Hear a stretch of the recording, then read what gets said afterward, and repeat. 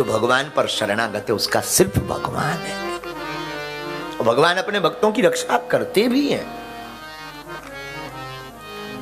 अगर आपको डिप्रेशन है, बहुत तनाव में है, आप बहुत स्ट्रेस में जूझ रहे हो, आपके घर में कोई बहुत तनाव में हो, उसको तुरंत आस्थावान बनाओ, उसको तुरंत तत्क्षण भगवान से जोड़ो, उसको तुरंत ईश्वर से जोड़ो। डिप्रेशन से बचने का साधारण उपाय है, गोलियां काम करें या ना करें, पर डिप्रेशन से बचने का उपाय है आस्था।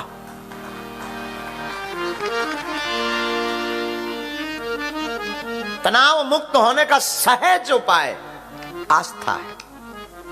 महाराज जी, ये आस्था कैसे बनेगी? कुछ नहीं, उसे ले जाओ, सत्संग में बैठा रहो, हनुमान जी के सामने बैठा रहो, हनुमान चालीसा का पाठ करवाओ, सीताराम नाम का जप करवाओ। अगर वो हनुमान चालीसा नहीं पढ़ पाता है, तो लैंग्वेज प्रॉब्लम है, आप राम नाम का जप करवाओ।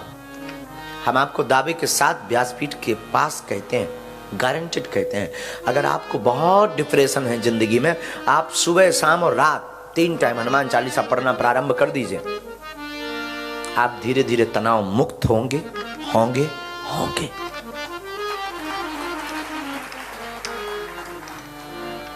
आस्था एक ऐसा शब्द है जो संबल देता है।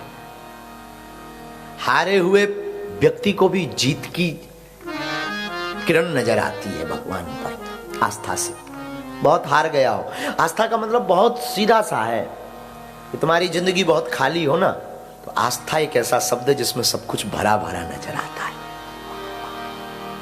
लगता है ईश्वर तो है, लगता है परमात्मा तो है, लगता है भगवान तो है, लगता है कोई तो है हमारा।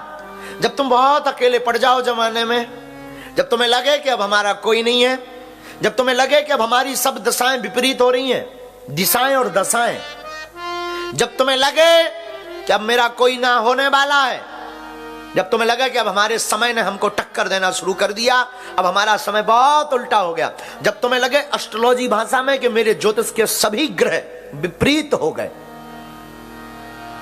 तब याद रखना मेरे पागलों, आज की कथा तुम्हें बहुत काम आएगी। अगर आप ज्योतिष पर बिलीव करते हो तो करो, करना भी जरूरी है, लेकिन याद रखना ज्योतिष में होते हैं नवग्रह। कितने होते हैं? नवग्रह। 9 ग्रह होते हैं जिनको अध्यात्म भाषा में कहते हैं नवग्रह। और मेरे पागल, नवग्रह के ऊपर भी एक ग्रह है जिसका नाम है अनुग्रह। अनुग्रह यानी भगवान की कृपा, अनुग्रह यानी राम की दया। नवग्रह के ऊपर एक अनुग्रह है। नवग्रह विपरीत हो जाए तो घबराना मत, किसी गुरु की शरण में पहुंच जाना, उसका अनुग्रह हो गया तो कोई बाल बांका नहीं कर सकता। किसी बुद्ध पुरुष की शरण में चले जाना, जो बुद्ध पुरुष हो। याद रखना, मैं फिर सावधान करूंगा, बुद्ध पुरुष का मतलब यह नहीं है जो तुम्हारी जेब खाली कराए, बुद्ध पुरुष का मतलब है जो तुम्हारे विकारों की जेब खाली कराए। बुद्ध पुरुष गुरु का मतलब है जो तुम्हारे पाउंड ना ले, अपितु वो तुम्हारे वित्त पर ध्यान ना देकर के तुम्हारे चित्त पर ध्यान न दे।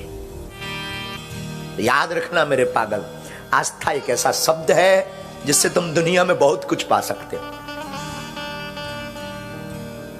मुझे सिकंदर की एक बात बहुत याद आती, कहीं मैं पढ़ रहा था, वो एक सिपाही था जिसका नाम खबर नहीं कोई था, पर उससे क्या लेना देना, सुनो जरा। एक बार सिकंदर विश्व विजयी हुआ, जीत करके चला जा रहा था। एक सिपाही रहा होगा हमारे जैसा कोई मनमौजी। हमारी एक आदत है, किसी को अच्छा लगे या बुरा, आप क्या हो ईश्वर करे तुम इससे बड़े बन जाओ, पर अगर आप भक्त नहीं हो तो हमें आपसे कोई मतलब नहीं है। हमारी निज आदत है। आप कोई बहुत बड़े पद पर हो, हमारे बागेश्वर धाम पर आए दिन बड़े बड़े प्रोटोकॉल, वीआईपी प्रोटोकॉल, खूब बड़े बड़े राजपीठ पर बैठे हुए, और संपत्ति में भी बहुत बड़े बड़े आते हैं, पर हमारी एक आदत है, आप होगे अपने लिए, हमारे लिए एक ही पद वाला है, वो हमारा बाप हनुमान है। आपकी संपत्ति आपको मुबारक, ना तो अपने राम जी को दान लेना है, न तुमसे कोई हमें प्रमाण पत्र चाहिए, न तुमसे हमें दक्षिणा चाहिए, फिर खाक हम तुम्हारा स्वागत करें। तुम पागल बनकर आओगे, भक्त बनकर आओगे तो दिल खोलकर स्वागत करेंगे। और अगर आपने विचार किया कि हम बहुत धनाढ्य आदमी हैं, हम बहुत अमीर हैं, हम यूएसए में रहते हैं या हम इंग्लैंड में रहते हैं, बहुत बड़े पद पर प्रतिष्ठित हैं, तो वीआईपी प्रोटोकॉल मिल जाए या महाराज जी से मिल जाए तो खाक तेरी ठटरी बरा। तो सिकंदर की एक बात मुझे याद आती और तुम्हारे काम भी आएगी मेरे पागल। इस कहानी, आज की कथा बहुत अलग है। सिकंदर जा रहा था, एक सिपाही बैठा हुआ कोने पर, कोण में सामने बैठा था।